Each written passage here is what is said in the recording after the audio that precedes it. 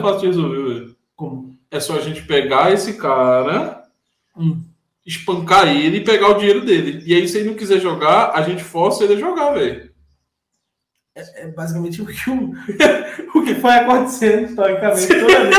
É só a gente pegar e espancar ele, pegar o dinheiro dele, distribuir igualmente, e se ele não quiser jogar, a gente força ele a jogar.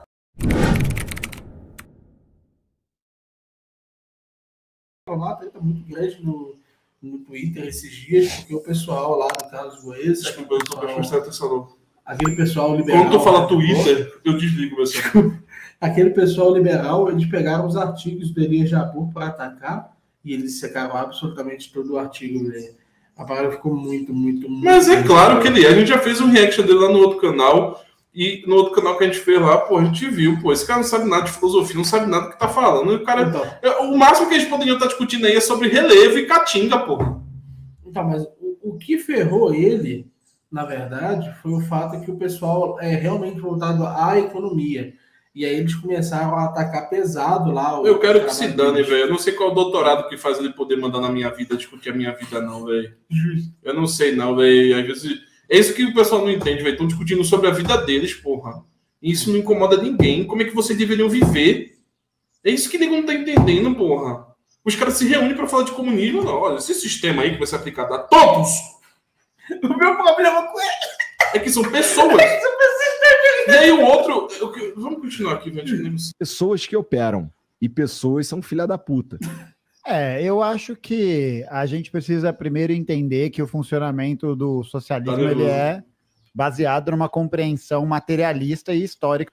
Não é por nada não, mas botando metáfora daqui, velho. Olha aí. Do socialismo ele vai ficar olhando pro chão, pra direita, tá inventando, velho. Sabia?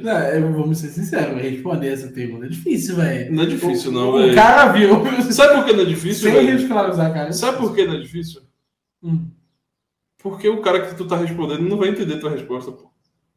Não, mas se fosse eu ia começar a ficar nervoso, velho. Eu não ia não, porque como que eu ia falar pra ele? Eu ia começar, velho, eu só consegui ter uma das suas reações, velho. Não, velho, não é rir não, velho. Se o cara vira pra você, pô, o problema são as pessoas. Mas eu acho que a minha facilidade com as pessoas é essa, velho. Eu não sei, vamos continuar aqui, velho. Ele é baseado numa compreensão materialista e histórica do processo que a gente está inserido. Então, por exemplo... Você falou socialista. Eu imagino que haja uma diferença entre comunista e socialista. Sim. Essa diferença primordial é que o socialismo é encarado como uma etapa de transição, é um processo de superação das contradições, de construção de uma sociedade que visa superar essas contradições que são produzidas no capitalismo. E o comunismo é um estado de coisas, né? É um estágio desse desenvolvimento em que não existe mais Estado, porque não existe mais classe social. Basicamente é isso, né? Nós comunistas... da outra vez me falou que o... Eu acho duas coisas. Eu só acho uma coisa, velho. Fala, você primeiro. Eu só acho uma coisinha, velho. Por quê, velho? Por quê, velho? Por quê? Por que eu tenho que superar as contradições, velho? Eu sou uma pessoa que eu lido muito bem com as contradições, velho. Eu realmente lido muito bem com as contradições, velho. Isso me leva a uma das observações que eu ia fazer. Para quem não sabe, esse termo contradições, ele é popularizado aqui no Brasil pelas contradições do capital que o David Harvey traz. O David Harvey, ele lista as supostas contradições do capital que, de alguma forma, eu também. Mas é outra história. Isso é outra história que eu não vou lá. Isso é outra história que eu não vou lá. O processo de superação é uma perspectiva inteiramente hegeliana e idealista. Mas qual que é a grande questão? Existe uma teoria ética ali.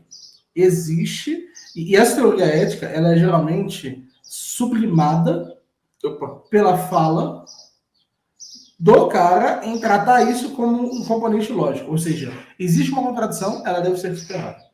Ou seja, existe uma situação de menor produção e ela deve ser, de alguma forma, ultrapassada. o ideal de igualdade é visto como sendo prima facie superior a todas as outras possibilidades humanas. Ou seja, o Estado igual deve ser aprimorado e desenvolvido. O Robert Nozick, ele tem uma apresentação muito interessante acerca de como ele imagina que poderia se dar do ponto de vista de uma sociedade comunista. E ele dá um exemplo muito curioso para defender a desigualdade. Ele dá eu acho que o nome do exemplo é exemplo de Will Chamberlain. Acho que esse é o nome. Mas vocês podem pesquisar. É um jogador de basquete. E esse jogador de basquete ele tem a característica que ele é muito, muito bom. E ele é muito querido pelas pessoas ali naquele local. E todas as pessoas têm mais ou menos a mesma quantidade de recursos para ver ele jogar. Só que ele só pode jogar em um lugar. Ou seja, aonde quer que ele vá jogar, como nós saberemos quem tem mais vontade de assistir ele? Ou seja, como nós sabemos aonde alocaremos ele? Tá. Aí, ele dá a primeira possibilidade de conclusão. Todo dia cálculo econômico, vai, continua. Ele dá a primeira possibilidade de conclusão lógica. Ele diz o seguinte, para nós alocarmos isso, nós precisamos saber, nós vamos dar a ele uma quantia maior do que a de outros. Porque isso fará com que aquelas pessoas que estão gastando isso dessa forma estejam enviando a informação para o jogador de basquete que ele precisa jogar ali e não em outro lugar. Beleza. Aí a pergunta dado que é moralmente permissível, e essa expressão é extremamente importante do ponto de vista da ética, porque existe uma diferença fundamental entre algo ser moralmente permissível e algo ser obrigatório, algo ser um direito. Dado que é moralmente permissível que eu dê uma quantia maior para que ele jogue ali, porque eu gosto mais dele do que você que não gosta, deve-se, então, ser moralmente permissível que ele adquira esse bem. Ou seja, que ele tenha maior quantidade. Então, rapidamente, a desigualdade voltaria à sociedade. Porque agora ele tem mais dinheiro do que todos para gastar. E, nesse momento, ele, ao gastar, ele vai criar outras Mas isso é fácil, desalocações na sociedade. Isso é fácil de resolver, velho. Como? É só a gente pegar esse cara, espancar ele e pegar o dinheiro dele. E aí, se ele não quiser jogar, a gente força ele a jogar, velho. É basicamente o que foi acontecendo historicamente toda vez. É só a gente pegar, espancar ele, pegar o dinheiro dele, distribuir igualmente, e se ele não quiser jogar, a gente força ele a jogar.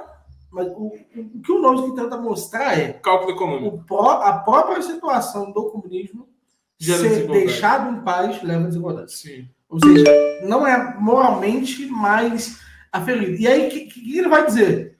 Ele vai dizer, mas se você deixaria a desigualdade voltar, você não pode deixar ela existir hoje. E é lógico que o argumento do Nozick, ele tem uma forma muito mais lógica do que eu estou apresentando aqui, tá? Ele bota um monte de aí ele bota um símbolozinho que você não vai entender, você vai dizer, nossa, que inteligente, eu não entendi. O argumento segue, o argumento lógico, e nesse sentido o argumento segue. E aí existem a lógica que respostas acadêmicas a esse tipo de argumento. Tu não cansa não, velho? Isso é uma parada que me cansa às vezes, não de tu, mas de fazer um vídeo. Repetir o óbvio de maneira extensa e de forma não compreensível, aí o sujeito recebe, acredita que está entendendo, e aí ele pega e aceita, não pelo ponto, mas pela elaboração complicada do ponto. Porque é tipo, o saco de leite, ao invés de ser R$2, é R$2,83. Esse 83 deve ter um motivo muito grande. Não é como se fosse, tipo, 2,83. Esse 83 parece ser muito específico. Acho que esse leite é muito bom. O calça de presa aqui, realmente. 2,83. Por que isso custa 2,83? Esse leite deve ter dado um trabalho na porra. Mas o que acontece? Por que eu não fico assim? Gente, eu, na verdade, quando eu faço esses argumentos, eu fico até um pouco chateado, né? Não, um pouco receoso, porque é lógico que eu estou fazendo uma simplificação do argumento do Nozick. Aí ele vai lá e lê, pô. Eu fico bem mais, falar tenso do que entediado. Embora eu já tenha feito eu tenha explicado e tentado explicar esse argumento de várias formas. E eu sei que não dá agora, né, nesse vídeo, para explicar da forma extensa. Por causa do teu trauma, pô.